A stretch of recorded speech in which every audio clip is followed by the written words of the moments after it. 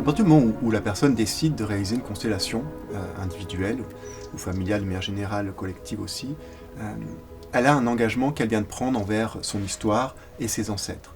Ça veut dire que déjà le mouvement est lancé pour son histoire familiale et lors du premier entretien, puisqu'il y a un premier entretien qui est réalisé avant la constellation individuelle, on va affiner quelle est sa demande. Il est toujours important en constellation d'avoir une demande précise. Qu'est-ce que je veux voir changer aujourd'hui dans ma vie? Qu'est-ce qui me bloque? Et c'est à partir de cette demande que on va aller rentrer, enfin on va chercher dans l'histoire familiale, à travers des questions spécifiques que je vais avoir, où sont les nœuds en lien avec ça. Donc je vais poser plein de questions sur, on va placer un peu l'arbre généalogique, hein, qui sont les parents, les grands-parents, quels sont les faits marquants de ces hommes, de ces femmes dans leur vie. Et c'est souvent dans les éléments marquants de leur vie qu'on va trouver les nœuds. Donc ça c'est un questionnement qu'on fait avant, et donc c'est un échange qu'on a avant qui se fait par téléphone. Voilà. En général ça dure 1 heure, pendant lesquelles on rentre vraiment dans l'histoire, on pose l'histoire, on monte l'arbre généalogique, et en même temps que, évidemment, qu'on discute avec la personne, on voit apparaître les nœuds. Donc même si la personne, elle, ne les voit pas tout de suite, évidemment, mais moi, évidemment, dès la préparation, je suis déjà en lien avec son histoire, avec ses ancêtres.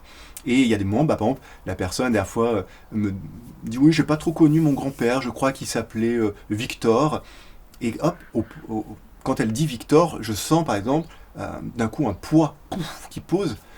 Et voilà, moi c'est une information. Je me dis, tiens, Victor, poids qui se pose, j'irai voir ça. Et c'est comme ça un peu qu'on va avancer, qu'on va pouvoir mettre un peu des éléments concrets sur ce qu'a vécu cette famille. Après, je vais continuer la préparation, moi, une fois qu'on a terminé avec la personne. Et ça veut dire que là, on est déjà dans la constellation. C'est-à-dire que pour la personne, elle a ouvert le champ de sa constellation et elle s'est engagée envers ses ancêtres à libérer ce qui a besoin d'être libéré. D'ailleurs, entre la préparation et la réalisation de la constellation, déjà, des fois, il y a des choses qui se passent. Les clients, des fois, m'appellent et me disent « Ah, mais il y a déjà eu ça qui s'est passé, etc. » Ben oui, parce que c'est déjà enclenché le mouvement.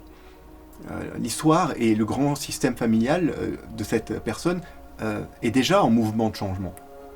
Et donc la deuxième étape, c'est la libération, c'est ce qu'on fait en individuel quand la personne arrive là, où on va utiliser donc les personnages et après les protocoles de libération.